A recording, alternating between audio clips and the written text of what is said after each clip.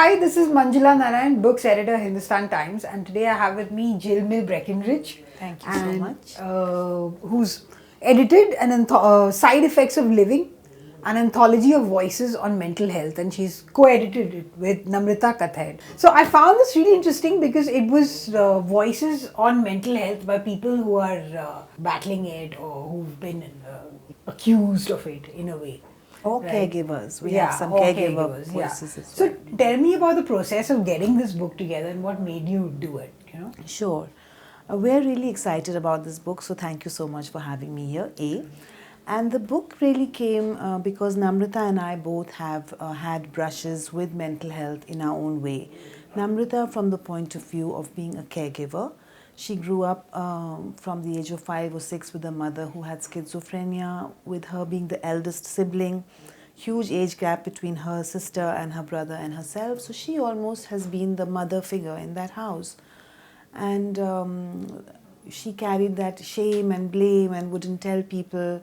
Her school friends wouldn't understand. They wouldn't know why she was always a little sad or a little too grown up. So she grew up with that. And I, because I had my own issues with sexual trauma through a difficult marriage and had faced the label of having bipolar disorder and had even faced being locked up in state and private mental health institutions in India, which are still just like asylums. There still were people walking around with shackles on their feet, and Seriously? this is the truth.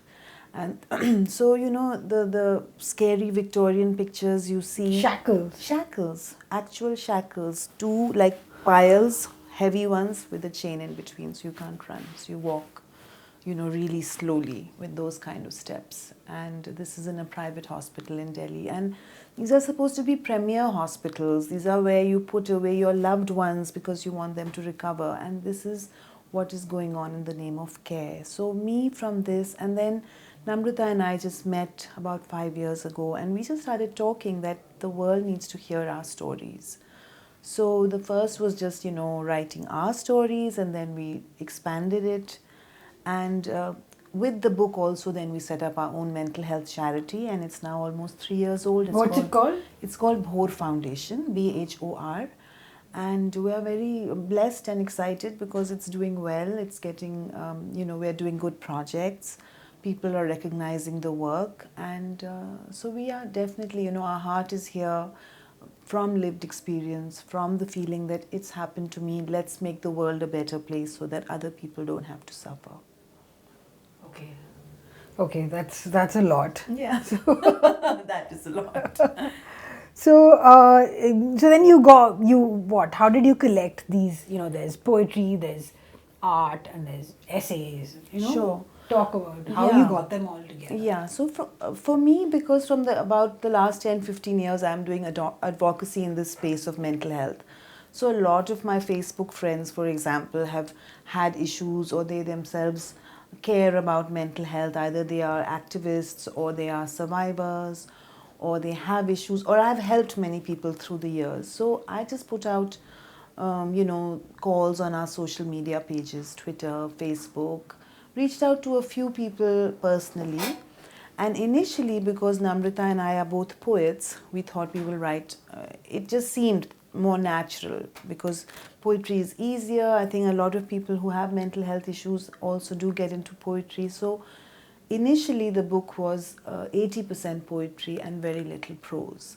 But in this avatar that you see now, this is now 80% prose and very little poetry, because our publishers advised us that the world will... Don't touch poetry. Yes. No one buys it.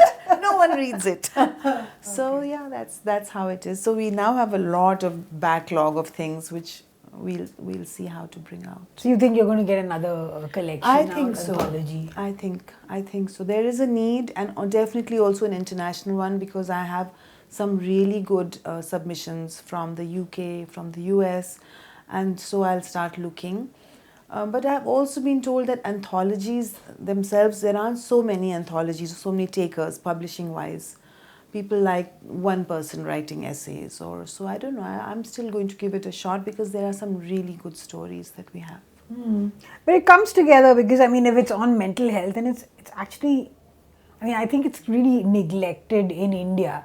You know, I mean, a lot of us have issues, but nobody talks about it because of the shame and because we're just not conditioned that way. You know, we're Yes, not a very yes. open society, so all that. Absolutely. So, you know, how to actually, you know, even be writing about it, speaking about it is a big thing. Absolutely. And you will be interested in the fact that we have two anonymous submissions in this book, and one has stayed anonymous till the end. But the other, because this book took 3 years in the making, you know, the more people talk about it. So there is a piece in this, and this girl now has put, she said, okay, I don't want my real name, but put my Instagram handle.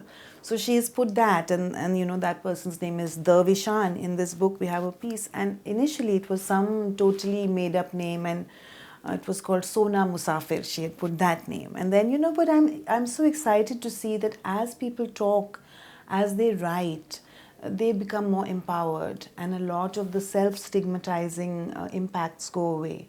So then they are willing to, you know, put their name to their story. And I think that is what will make the world be more receptive and stop hiding this whole thing behind the shame. And in Indian societies, particularly Indian families, if you have a son or a child, Everything is shame. Everything is shame. You brush it under the carpet, and oh no, we don't have it. Must be in other families. Very We are normal, fine. normal. Yeah, norm. And what is normal anyway? yeah. Okay, so that's a big thing. So, would you like to read something from the book? Sure. I'll just read one passage. This is from a story by Malini Bhattacharya. And Malini is a very young woman, maybe 26, 27. She lives in Kolkata. And this piece is called Father. And this is somewhere in the middle. And the parents are fighting. And it's about something that she does. My parents' voices grew louder. They snarled and clawed and spat. They might have drawn blood.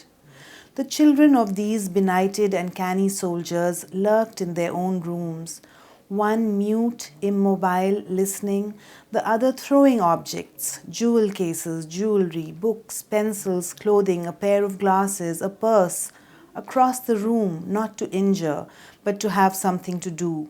She ripped the movie posters and crayon drawings off her wall, pulled the photographs taken with friends at an amusement park, by the shallow lake on campus, in that very room, off the mirror frame. She dug her fingernails into her cheeks. She examined her wrists, white skin smooth over the veins, more green than blue. She found a bowl of yellow custard on her desk that she had forgotten to eat and went at it. She then walked into the master bedroom where her father had finally summoned sleep. Her mother was in the bathroom washing herself with hot water and rummaged around the nightstand. A glass of water, a little notepad, the phone, a watch, and then she found what she was looking for. There were 20 alzolam tablets, and she took them all. Ooh. Yeah, powerful stuff that. Yes. Yeah. So, I mean, when you're reading these things and you're putting this anthology together, a lot of it is so raw. You know, as someone who's, been through a lot of it. What was your reaction? I mean, I can imagine that even editing something like this would be triggering. Yes, it's definitely heavy work. You have to, as you're reading, it will take you back to your own life, your own dark spaces.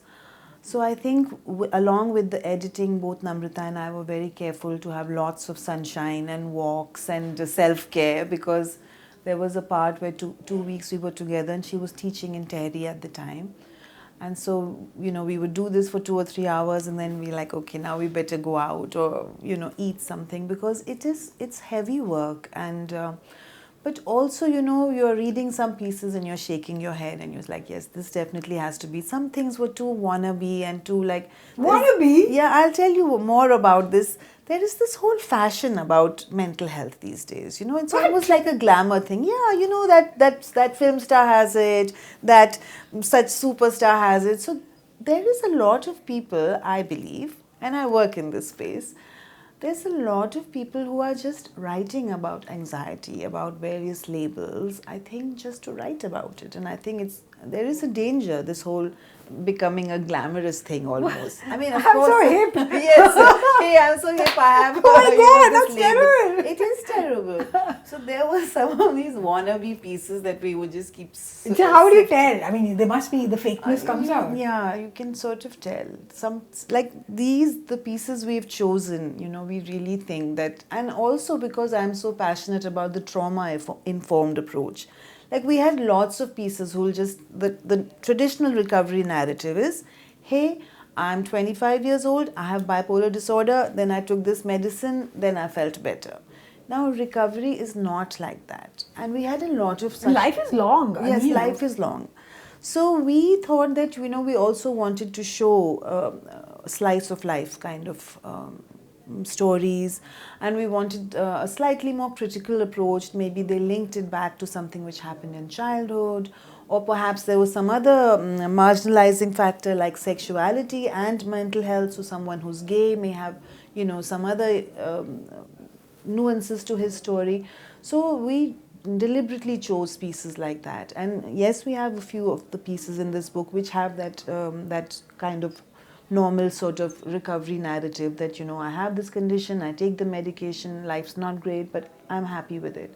But we have a lot of narratives in this where people have written about what happened to their brother. For example, the second story in this book is by Amit Katpalia, and his brother is schizophrenic. And he's written that after 30 years of medication, because his family was very much, medicine is the way. And so they put the brother who was schizophrenic on medicine. And after 30 years, they've seen that the medicine has done nothing, that the son is a vegetable. And so he's written about that, So I feel that writing these are important and sharing them with the world, because a lot of people, parents, caregivers, husbands, wives, they don't know. They believe the doctors. And so writing and showing these narratives gives them another way to just question that, hey, maybe there's something beyond medication. Maybe, or the first story in this book is by Jayashli Kalathil, and she lives with what she calls non-consensual reality.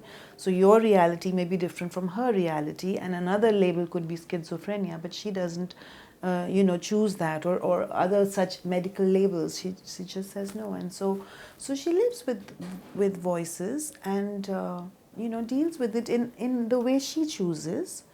And it could be medication at some points, and it could be just staying away from people when she's having a difficult time. I don't know. She's not written very much about it, but I believe everyone should have the right to choose. And so that's why this book presents all these different ways that people are living with their mental health and their physical health. In any case, it's all connected, the physical health, mental health. And so just different ways people are living with it and living full and happy lives. The stereotype is that, one time you get this label, pagal hai, life is over.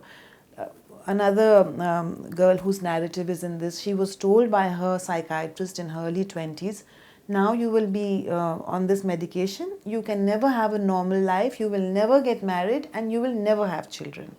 And she was so determined to prove him wrong that she did all of these, and she's 1 or 2 years younger than me. She has 2 beautiful girls, and she's happily married. And she always recounts this, that, this is how the Indian medical system treats people who have a mental health condition, that now you are separate from this is society, and you live on the fringes, and you may never do what normal people do. It's a sort of untouchability. Yeah, totally. Yeah. And more so, I think the people are so scared of the brain and the mind that they don't understand it. So it's like, can't go there, don't want to do that. So I mean, for me as well, when I lived on the streets, almost on the streets after my ex-husband had locked me up, my entire family and all the friends all shunned me, that Jhilmil is crazy. Because if her family and her father, who's a pretty well-known person, if everyone is saying, they must know. And so then I lived alone with my 3 dogs, and I sort of fended for myself for 2 years, and I taught some yoga, and I did some editing, and somehow rebuilt my life. And now those same people who had shunned me, all my family, cousins, everyone is around me now. So I just laugh because I'm not a fool. I'm not mad, like they say. I know what they did just, 5 or 7 years ago. But I'm just like, okay, that's how the world is. So you just, you roll with the punches. Whew. Okay. Yeah. Yeah. And you were talking about giving people the choice. Right. And if they choose to live in a certain way, let them live that way. But in a society that's like so, bent on conformity, on appearances, isn't that really difficult? I think it is, and And, especially and that's why families do these sort of things Yeah. to make you conform. And especially in a paternalistic society like India, where family is supposed to be like the best thing in the world, and we know what's good for our children, that kind of thing, and where children never grow up, and in their 20s and 30s they are still children with their parents choosing what is to be done. So for sure this is difficult for most people, because I know, for example, when I was locked up for the first time, there was a very famous model at the time. I can't remember her name, but she was a famous model, and then she had got some brush with mental health, and she had been living on the streets. But her parents or her mother at the time didn't want her living on the streets, so she was brought in from the streets. Her hair was all matted, and the way those dreadlocks, and Radhika Nagpal was her name, it comes to me now. And but she was choosing to live on the streets, but her parents wouldn't want that. And then she was put through this whole treatment, a lot of medication, and then she was put into a Nari Niketan.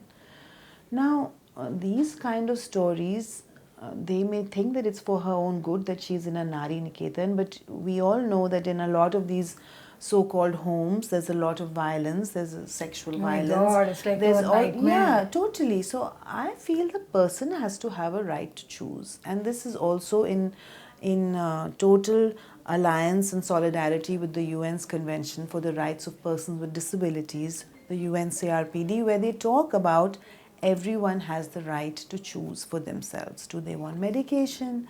Do they want to live with their condition? Do they want to live in society? Do they want to live on an island? It's their choice, and we have to support that.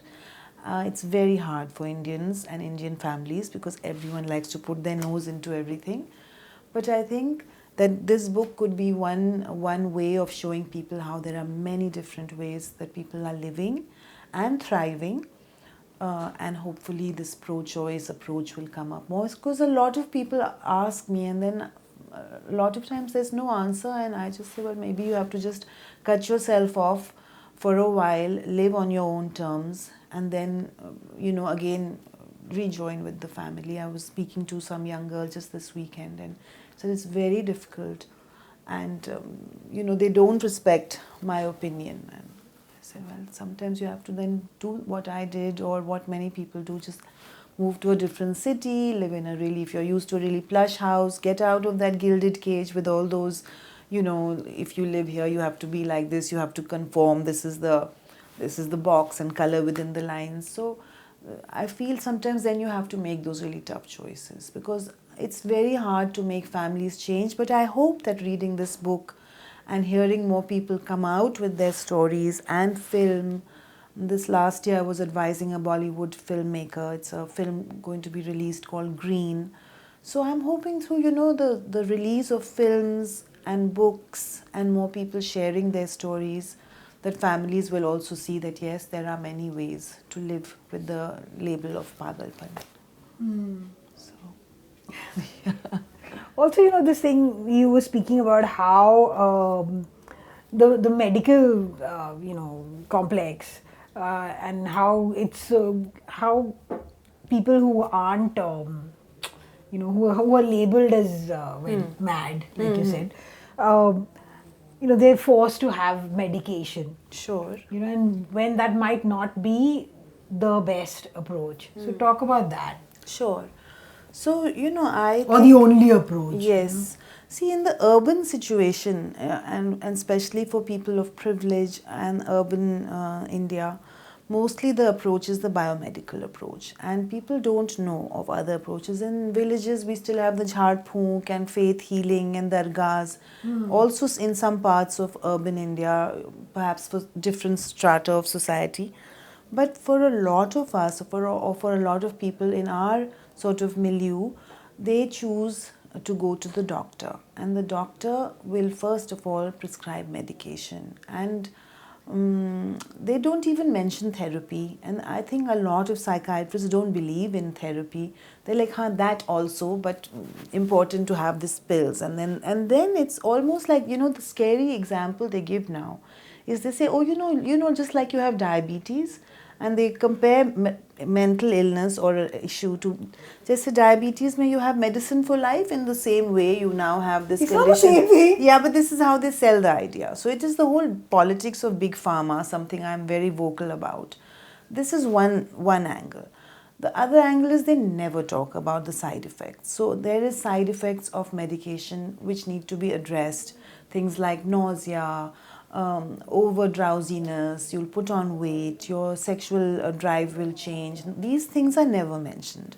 And I think the medication has its place, that you can have medication for a short term. If you are in a very psychotic state, if you are in a very manic state, if nothing else is working, if you can't sleep, have medication for a week, for a month, and then work on weaning it off. But that approach is not done with a lot of people, because maybe there's so many politics of big pharma, so I don't think your show has time for that. But I feel that there's kickbacks, there's expensive conferences, doctors are invited, encouraged to promote certain drugs.